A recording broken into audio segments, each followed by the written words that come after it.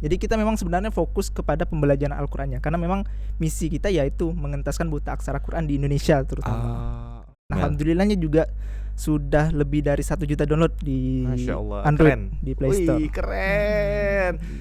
Dengan Qoro'a kami kembangkan teknologi artificial intelligence yang mana bisa mengkoreksi bacaan melalui suara. Yang mana di situ di pengkoreksian itu bisa mengkoreksi makhraj dan sifat. Apakah dalam huruf ba itu terkeluar dengan benar penyebutannya seperti itu. Saya itu start belajar coding itu di SMP sebenarnya. Di SMP itu ngaji nggak tuh? Ngaji, oke. Ngaji. Kalau di era digital ini perbesar kuping. Cari informasi sebesar-besarnya biar kita tuh peka terhadap perubahan-perubahan yang ada di era sekarang. Karena ketika kita udah terlambat ya udah lewat kesempatan-kesempatan yang sebenarnya berpotensi tapi udah diambil sama orang lain ya nggak kita bisa dapatkan. Selamat datang di Thinkubator, sebuah podcast dari Inkubator Bisnis Teknologi Universitas Tanjung Pura yang membahas berbagai hal menarik tentang bisnis, kreativitas, dan filosofi hidup generasi muda. So, let's talk in Thinkubator.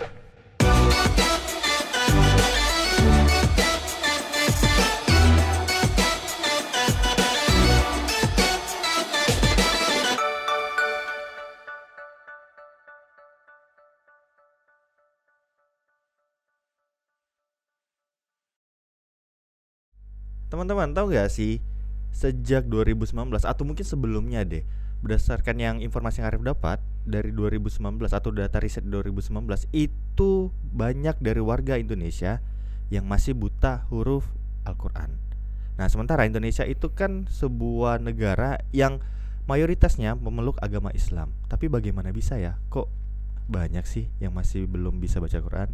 Alhamdulillah hari ini kita kedatangan tamu. Nah, 2 episode sebelumnya kita udah ngomong dengan orang IBT. Nah, sekarang kita bukan ngomong dengan orang IBT, tapi salah satu tinan atau yang dapat dikatakan seorang pengusaha muda ya yang bekerja sama dengan IBT. Dan alhamdulillah sekarang telah hadir Kamel. Halo, assalamualaikum. Waalaikumsalam warahmatullahi wabarakatuh. Apa kabar Kamel? Alhamdulillah. Masya Allah. Jauh nih kayak tadi nih. Enggak jauh. Enggak jauh ya. Oh, tapi lumayan lah ya. Lumayan 15 panas. menit. Lumayan panas. Sih, Panasnya ya. lumayan ya. Ya, panas. Kamel, kalau ini kita agak langsung nih Mel. Oke. Kamel, Kamel lahir di Saya lahir Pontianak. Oke. Kalau ingat kita flashback nih zaman dulu nih Mel. Iya. Kalau misalnya kita ngaji itu jam-jam segini ini sebenarnya jam-jam ngaji kan sebenarnya kan. Kalau dulu sih saya kok jam-jam segini masih main. Oh, masih main. Sore-sore biasanya. Oh, sore. Kalau saya itu biasanya habis pulang sekolah langsung ngaji. Masya Allah. Bang Arif. Masya Allah. Kalau Kamil berarti dulu sore. Nah, itu berarti jam maghrib ya? Jam maghrib, dekat maghrib biasanya. Oh, itu karena sama orang tua. Oh, sama orang tua. Ngaji langsung sama orang tua, belajar ngaji sama orang tua. Oh, berarti bukan sama guru ngaji gitu ya? Enggak. Yang main sempat dulu. Enggak ya? Alhamdulillah langsung sama orang tua. Alhamdulillah sama orang tua. Berarti alhamdulillah masih nyaman lah ya untuk baca. Kok sekarang masih baca? Kalau sekarang masih alhamdulillah. Nih Mel, kalau saya sih agak susah nih Mel untuk baca Quran karena di dunia sekarang ini kan kita mobilitas lumayan tinggi ya Mel ya, apalagi untuk orang-orang yang kerja nih kan Mel ya. Kalau zaman dulu mungkin enak, maksudnya kita masih bisa nyempatin waktu untuk ngaji. Kalau sekarang nih agak susah nih Mel. Iya, kalau memang dilihat dari udah mulai sibuk, udah mulai banyak kerjaan. Iya benar. Kadang-kadang kita lupa. Benar. Biasanya kan apalagi biasanya tuh Al-Quran kita besar ya. Iya, susah juga.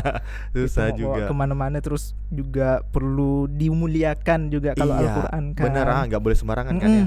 Benar banget. Mau diletakkan juga nggak bisa. Tapi zaman sekarang ini kayaknya lebih mudah sebenarnya. Iya. Lebih mudah, maksudnya kalau zaman dulu ini kan kita harus bawa Al-Quran kemana-mana dengan sebesar itu ya. Dengan besar. Tapi sekarang kayaknya udah mudah nih. Udah mudah sekali sih. Apalagi dengan adanya zaman digital. Iya, kalau zaman digital sini sekarang banyak nih Mel. Bener nggak Mel? Banyak aplikasi Mel. Banyak banget aplikasi yang tentang Al-Quran. Bawa Al-Quran. Nah, kalau dari Kamel nih gimana nih Mel? Kalau saya dari dulu sebenarnya sejak mungkin di awal-awal Android ya. Di awal-awal Android itu udah mulai cari aplikasi-aplikasi Quran dan banyak sekali memang dari awal itu yang tersebar di internet itu udah banyak banget. Udah banyak banget ya, Udah Mel? banyak banget dari Oh. awal-awal Android juga udah mulai gitu. Oke. Dan salah satunya itu Salah satunya Koroa. Koroa, iya. Iya. Jadi Kamel ini adalah sebagai apa nih, Mel? Saya sebagai managing director di Koroa. Managing Director di Koroa. Iya. Wih, itu kalau boleh kerjaannya ngapain tuh, Mel? Kerjaannya ya ngelihat aja sih. Wih. Ngelihat mantau tim, Oh, mantau. gimana perkembangan dari masing-masing divisi, masing-masing tanggung jawab kita harus mantau. Oke. Gitu. Ini Koroa bisa didapatin di mana, Mel? Di Play Store Di atau di Koroa bisa di-download di Play Store dan App Store, sudah tersedia. Oh, sudah tersedia, Dan Mel. alhamdulillahnya juga sudah lebih dari 1 juta download di Masya Allah, Android keren. di Play Store. Wih, keren. Iya. Apa bedanya Koroa dengan aplikasi ngaji yang lain nih, Mel? Jadi seperti yang Bang Arif bawa di awal, kalau kita punya permasalahan bahwa 65% masyarakat Indonesia masih belum bisa baca Al-Quran. Ya, benar. Nah, kami berangkat dari permasalahan itu coba bersama-sama mencoba menyelesaikan permasalahan itu dengan membuat aplikasi Koroa, Yap. yaitu aplikasi untuk belajar Al-Quran seperti Oh, belajar Al-Quran nih, Mel? Iya, Oh. belajar Al-Quran. Ini belajar Al-Quran belajar apa aja nih? Kan banyak nih kalau kita Iya. ngomongin belajar Al-Quran. Nah. Benar-benar. Kalau kita terfokus kepada belajar bagaimana membaca Al-Quran, bagaimana makhraj huruf yang kita sebutkan, kemudian tajwid-tajwid yang ada di Al-Quran. Oh, gitu. Berarti itu gimana nih? Tunggu, saya Oke. agak susah nih. Oke. Karena ngomongin soal penyebutan ya. Iya. Penyebutan kalau tajwid kan mungkin kita bisa enak ya untuk ngelihat. Iya. Maksudnya ini hukumnya ini misalnya ya. Wakaf ataupun Iya. apapun itu. Nah, tapi kalau gimana kalau misalnya penyebutan nih, Mel? Penyebutan. Nah, kalau makhraj ataupun sifat. Jadi kan kalau kita baca Al-Quran itu kan baca huruf-huruf per hurufnya itu kan punya sifatnya masing-masing. Nah, dengan Koroa kami kembangkan teknologi artificial intelligence yang mana bisa mengkoreksi bacaan melalui suara. Yang mana di situ di pengkoreksian itu bisa mengkoreksi makhraj dan sifat. Apakah dalam huruf ba itu terkeluar dengan benar penyebutannya seperti itu. Huruf ain, huruf hamzah itu keluarnya benar atau enggak. Jadi itu yang kita kembangkan di aplikasi Koroa. Oh, berarti gimana cara ngeceknya, Mel? Nah, kita kembangkan teknologi artificial intelligence. Kami udah punya jutaan audio yang kami validasi, yang itu digunakan untuk artificial intelligence kami belajar bahwa bacaan A, B, C itu benar atau salah. Seperti itu. Oke, wah menarik. Karena biasanya kan kalau kita misalnya ngomongin soal aplikasi untuk baca Quran ini hanya benar-benar untuk baca Quran dan terjemahannya aja kan ya. Tapi kalau ini ada sampai maksudnya kayak belajar. Benar. Jadi kita memang sebenarnya fokus kepada pembelajaran Al-Qur'annya karena memang misi kita yaitu mengentaskan buta aksara Quran di Indonesia terutama. Karena masih banyak sekali. Oke, masih banyak. Ini Mel, satu lagi Mel. Ini kita ngomongnya agak ke Koroa banget nih dulu nih. Iya. Sebelum sebenarnya saya agak pengen ngomongin soal masa lalu. Kamel lahir tahun berapa? Saya kelahiran 2000. Aduh, berarti beda genre kita nih. Ya, beda genre. Maksudnya tadi tapi kita nanti nyambung ke masa lalu dulu ya. Boleh. Tapi ini kita ngomongin Koroa. Mel, kalau kita ngomongin Koroa, selain ngaji, selain membetulkan bacaan, mengetahui hukum tajwid, kemudian bisa baca juga ya, atau terdapat terjemahan, ada lagi nggak yang lainnya? Banyak fitur di Koroa itu ada lebih dari 20 fitur. Ada 20. Bacaan sholat, kemudian bacaan wudu, tutorial wudu, gimana cara wudu. Jadi orang-orang yang mau belajar bagaimana wudu bisa di Koroa, ada fiturnya. Kemudian ada kisah Nabi juga ada di Koroa. Ada lebih dari 20 fitur lah yang bisa mendampingi. Harapan kita bisa mendampingi ibadah kawan-kawan di segmentasinya, Mel. Maksudnya segmentasi umur. Kalau untuk segmentasi kita memang fokus ke anak muda. Oh, anak muda. Umur 18 sampai 35 tahun. 18 sampai 30. Yang udah mulai kesibukan. Oh. Mulai kesibukan kuliah, kerja. Orang-orang tua baru. Orang tua baru ya, umur 30-an gitu ya, 25 30 gitu berarti sibuk ya. Udah mulai sibuk. Berarti secara aplikasi ini eye catching dong dengan anak muda. Iya, bener. Kita memang giringnya ke sana. Memang giringnya ke sana. Giringnya ke arah sana, ke anak muda.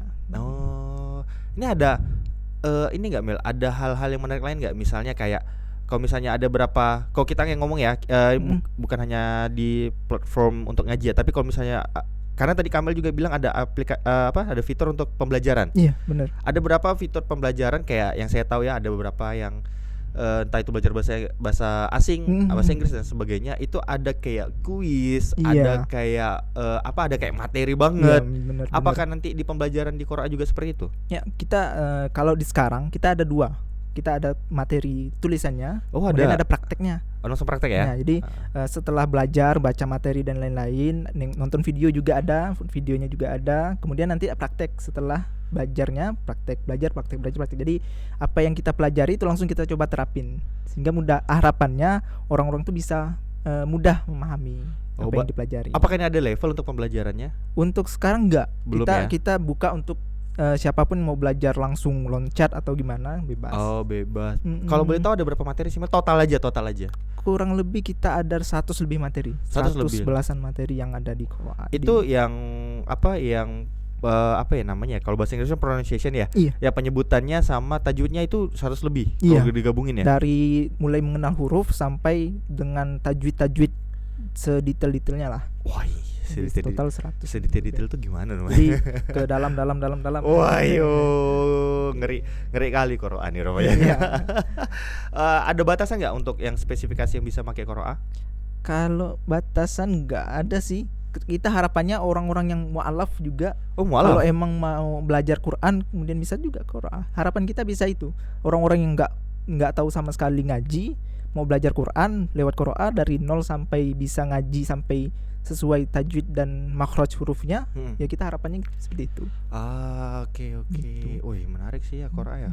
Berarti ini salah satu startup yang keren banget ya. Maksudnya ya, amin. Dari kota Pontianak menciptakan suatu inovasi yang baru. Bener. Dalam hal pembelajaran, dan ini berhubungan dengan agama Islam. Ini kan jarang-jarang ya. Biasanya kita kalau pembelajaran ya bahasa umum atau ke bahasa gitu kan ya. Ini kok fokus banget gitu. Fokus banget ke pembacaan Quran gitu ya. Wah, ini keren, inovasi baru nih sebenarnya. Kalau kita ngomongin ini kan, kalau kita udah ngomongin soal sisi dari Qura'a sebagai platform ya, itu kan ya, platform kan ya, platform mobile ya, pembelajaran. Kalau misalnya dari kita ngomongin dari usahanya nih, Mel. Iya. Mel, ini menarik nih. Agak beda nih.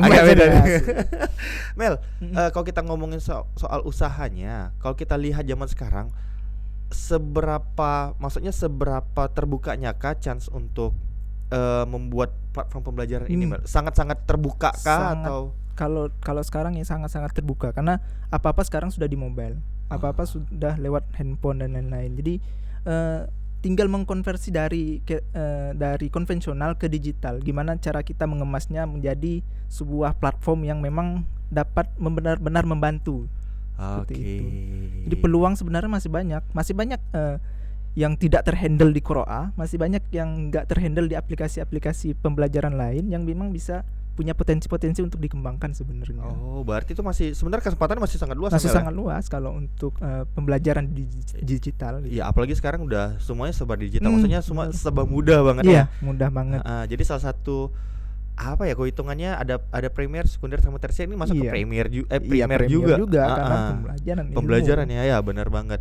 Lanjut, Mel, kalau misalnya ngomongin soal kewirausahaan nih, Mel.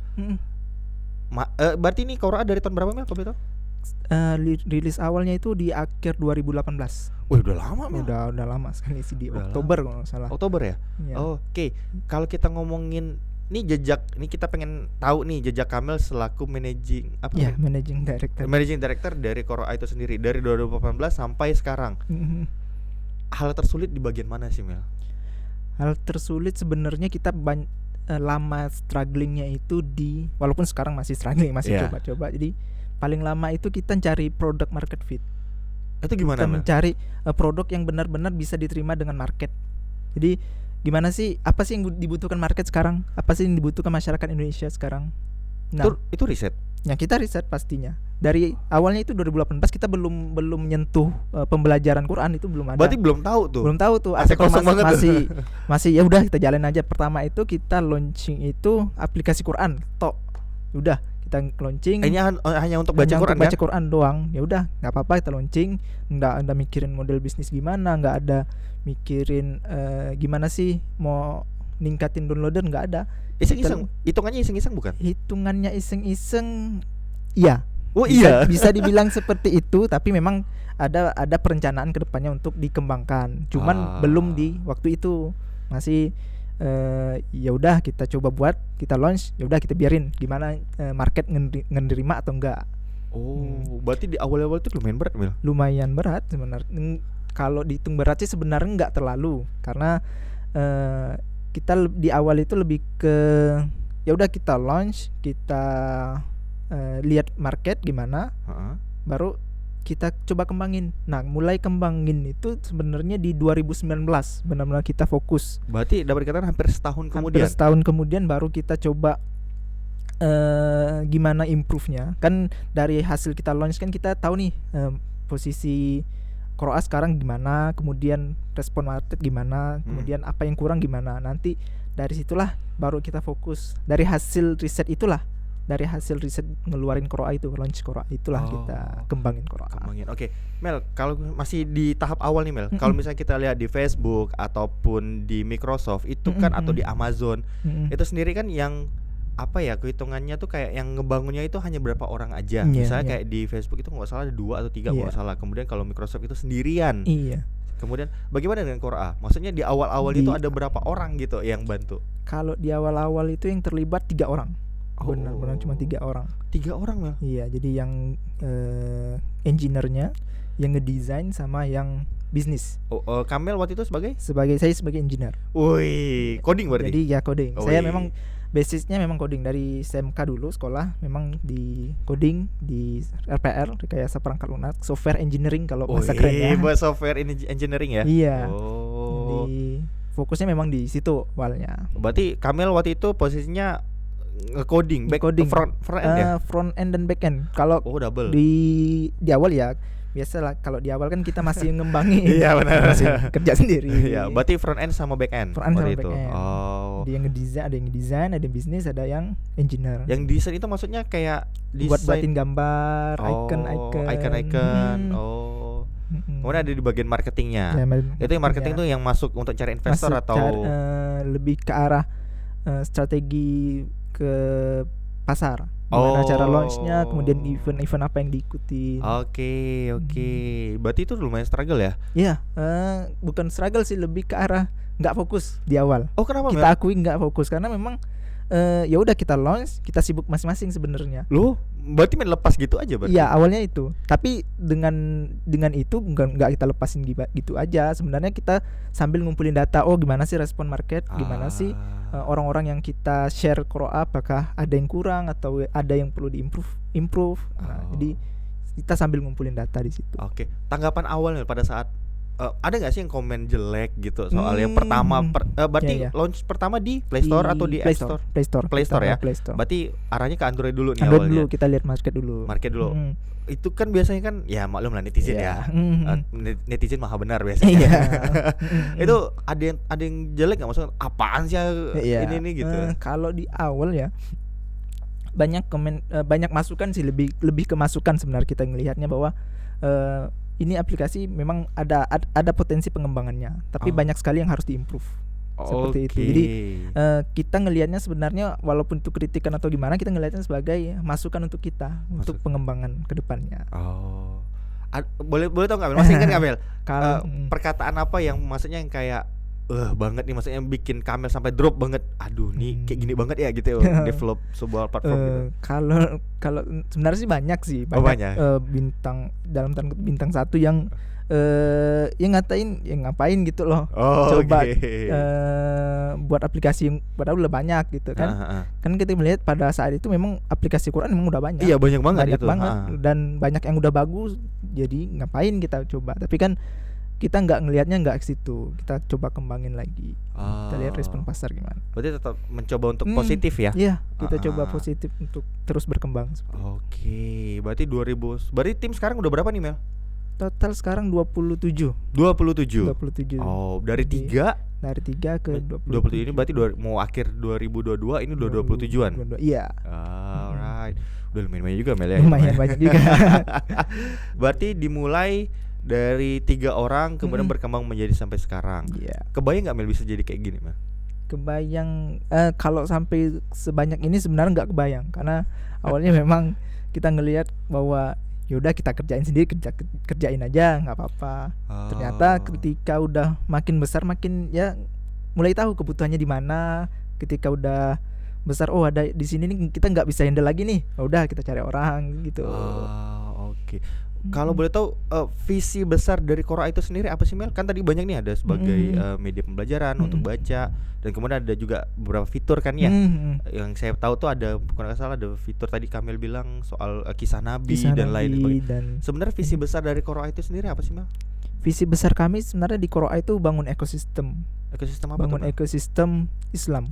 Bangun ekosistem super apps Islam. Yang mana super apps? Iya. Wow. Super apps Islam. Jadi harapan kita ke depannya apapun tentang Islam ada di Quora. Oh gitu. Iya, harapan kita ke situ. Tapi di awal-awal kita memang visi kita di sini sekarang itu yaitu mengentaskan buta aksara Quran di seluruh dunia sebenarnya. Jadi kita udah mulai masuk juga ke market internasional. Doanya. Amin. Kalau butuh penerjemah bisa hubungin saya. Oke, siap. Promosi sekali boleh lah. Iya. Oke, Mel, balik lagi nih, maaf ya agak jauh tadi. Kalau kita ngomongin soal track record dari Quora sendiri, berarti dari 2018 sampai sekarang, ya balik lagi. Saya sebenarnya masih penasaran nih. Maksudnya kayak ini kan sekarang udah, kalau biasanya ada istilah kan, semakin pohon makin tinggi, terpaan angin makin kuat nih. Ya, benar banget ya. Ini maksudnya ada lagi nggak sekarang nih yang masalah yang terberat banget gitu? Karena agak kepo nih, biasanya kalau startup nih banyak masalahnya dan kemudian juga banyak serangan lah, gitu. Nih gimana cara Kamel dan tim untuk menghadapinya? 27 orang ini ngadapin kayak gitu. Kan sebenarnya dari 27 orang itu sudah punya keilmuan dan basis masing-masing sebenarnya. Jadi kalau ada permasalahan di engineering ya udah dari sisi engineer yang akan menyelesaikan itu. Kalau dari luar, kemudian dari sisi fikih dan lain-lain, nanti ada ustadznya yang akan bantu. Oh, berarti ada kerjasama dengan maksudnya kayak yang ngerti Islam banget nih. Ya, tim kita ada yang kita nggak mungkin buat materi asal-asalan dong. Ini menarik. Tim kita itu 27 orang itu terbagi ke 5 divisi.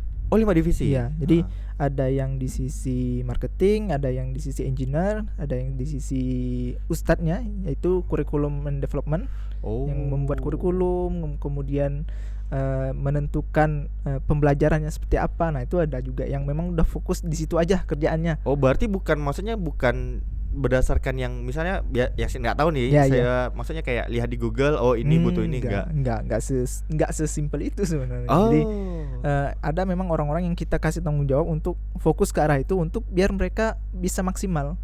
Jadi kalau kita main sembarang dari Google dan lain-lain, ujung-ujungnya tidak akan maksimal di bagian pengembangan aplikasinya itu. Berarti untuk kontennya sendiri ini maksudnya bukan main-main ya?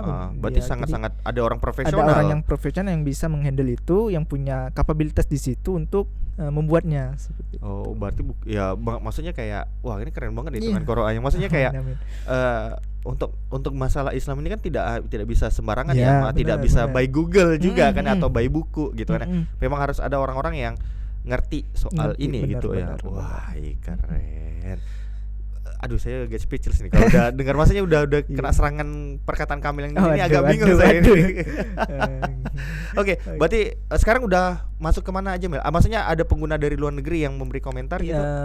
Sebenarnya respon pengguna lumayan banyak, alhamdulillah. Kita juga udah kemarin kan launch untuk bahasa Inggris. Udah ada? Udah tersedia di Inggris, bahasa Inggris. Bahasa Inggris, Di bahasa Inggris sudah tersedia. Jadi harapan kita mau lihat dulu respon dari market internasional gimana, apakah positif ataukah ada yang perlu kita improve. Kalau ada yang perlu kita improve, ya kita improve. Kalau memang positif, kita akan coba masuk ke market internasional. Nah, khusus untuk Malaysia kita lagi sedang penjajakan untuk bekerja sama ke Jakim. Apa tuh? Itu seperti lembaga di Malaysia yang bertanggung jawab mengenai keislaman. Jadi, maksudnya kemenaknya lah, Kemenak di Malaysianya. Di Malaysia. Jadi mudah-mudahan dapat titik terang dan mudah-mudahan dapat bekerja sama dengan Malaysia sehingga bisa diterapkan juga di Malaysia untuk metode pembelajarannya. Amin rabbal alamin. Oke. Keren Mel. Maksudnya udah salah satu aplikasi Pontianak nih, budak Iya. Pontianak Amin. yang udah buat aplikasi yang sangat dibutuhkan di hitungannya zaman sekarang ya Mel. Iya, bener. Ngerasain gak sih Mel? Iya, Masa zaman sekarang tuh susah banget untuk Udah cari guru ngaji juga susah. Iya, benar Kemudian kan ya? cari yang pas juga, yang ya udah yang sesuai sama yang kita mau dalam tanda kutip kan. Heeh. Orang-orang belajar muda-mudi yang mau belajar Quran ini banyak maunya sebenarnya kan. Oke. Jadi mas kalau mau ketemu guru malu, kemudian kalau mau coba setoran hafalan malas, nah kan jadi serba salah sebenarnya. Jadi harapan dengan aplikasi Qur'an ini mereka bisa percaya diri dulu. Jadi percaya diri. dulu untuk bisa ketemu guru langsung. Jadi kan permasalahannya sebenarnya ada beberapa kita temukan itu masyarakat yang muda ini malu untuk bertemu dengan guru. Waduh. Malu untuk bertemu dengan guru baru langsung. tahu saya ini, baru tahu. Jadi mereka ini melihat kalau ke TPA ketemunya sama anak-anak kecil. Nah, kalau ke rumah Quran masih sama anak-anak kecil, jadi masih malu. Nah, kalau untuk langsung ke guru yang gimana mereka masih kurang percaya diri karena masih terbata-bata atau makhrajnya masih belum benar. Jadi salah satu market Qur'an juga di situ. Jadi orang-orang yang malu untuk bertemu langsung dengan guru bisa meningkatkan dulu kapabilitas dia dalam belajar Quran, baru langsung ketemu guru nantinya. Berarti kayak wah, baru tahu nih saya. Maksudnya Iya, tujuan lain dari Qur'an ini selain ngajarin orang tuh kayak untuk membuat seseorang pede ya. Iya, benar. Jadi bisa harapan kita ya itu. Harapan kita bersama di Qur'an. Oke. Karena saya mikir tadi tuh ini kayak mempermudah nih sebenarnya, kalau saya sih hitungannya agak kadang-kadang tuh ya ada waktu kosong pada saat nunggu orang. Ya benar kan ya? Benar. Kalau misalnya kita ada mau meeting, kemudian kita nunggu orang. Masih nunggu ya. Ya kita datang awal kan biasanya ya. Nunggu, wah itu tuh agak gimana ya maksudnya? Mau ngapain ya? Benar. Jadi kita mau ngapain nih? Kemudian ya paling enggak ya bisa ngaji lah kan, bisa ngaji. Benar. Cuman kan nah ini juga nih jadi paradigma yang aneh nih sebenarnya. Pada saat kita megang Quran, maksudnya Quran yang kecil aja deh. Iya. Itu kayak dibilang so alim nih orang ini. Kan benar kayak. Iya benar. Nah, padahal itu kan enggak masalah. Enggak masalah bener. Kalau menurut Kamel tuh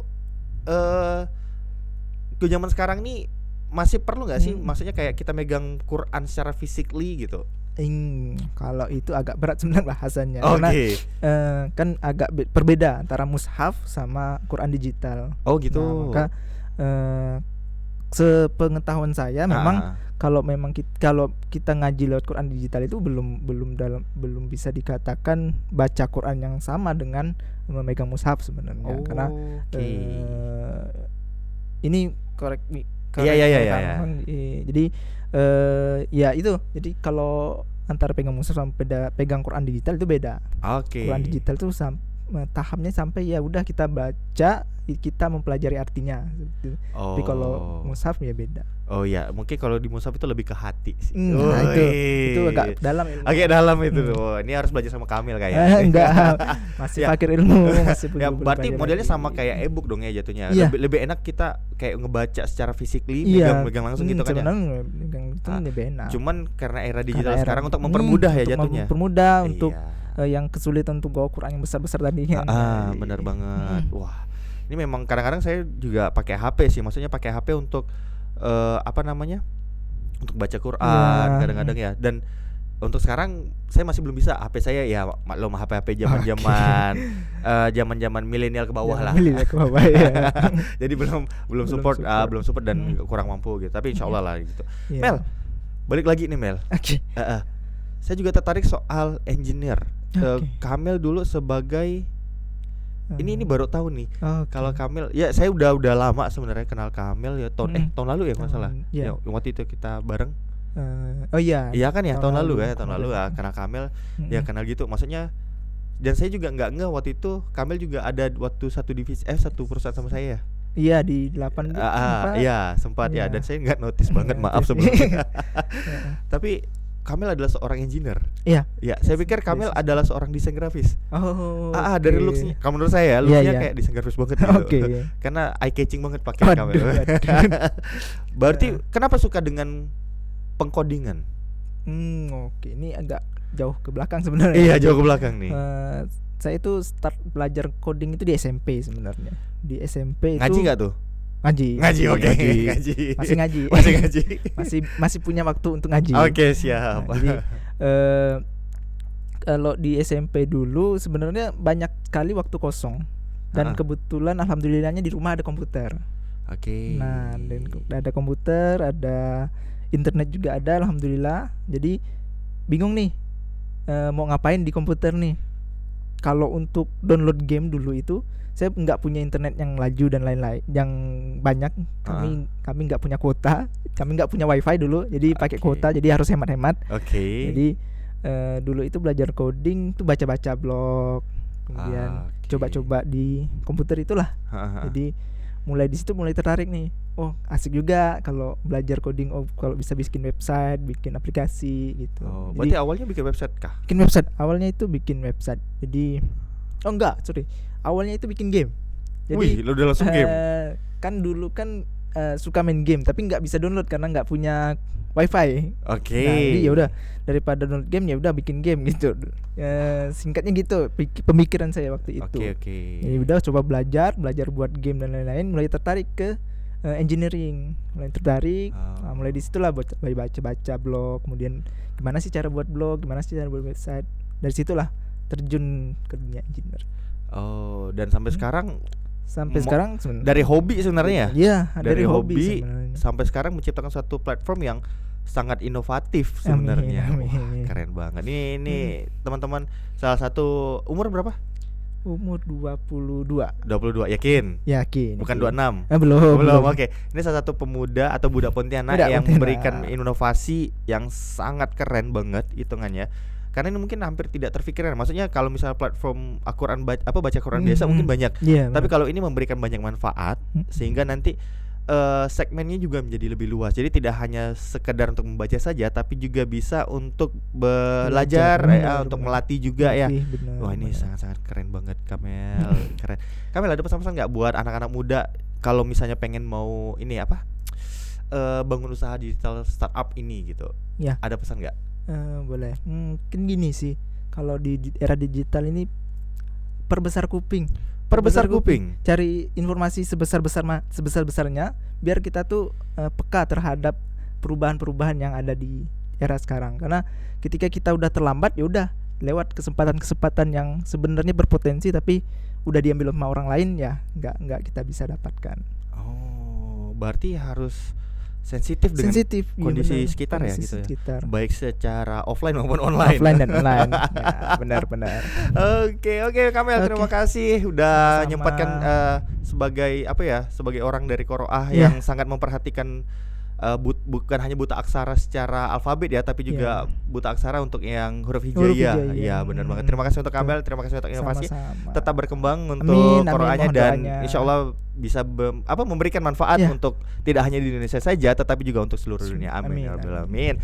Oke, nah jadi teman-teman, itu tadi kita udah ngobrol bareng dengan salah satu founder dari Qoroah, dan semoga dari apa yang kami perbincangkan ini menjadi insight buat teman-teman dalam membuat suatu digital startup. So jangan kemana-mana karena di episode selanjutnya ini bakal banyak bintang tamu yang keren-keren di Thinkubator. Wabillahi taufiq wal hidayah. Assalamualaikum warahmatullahi wabarakatuh.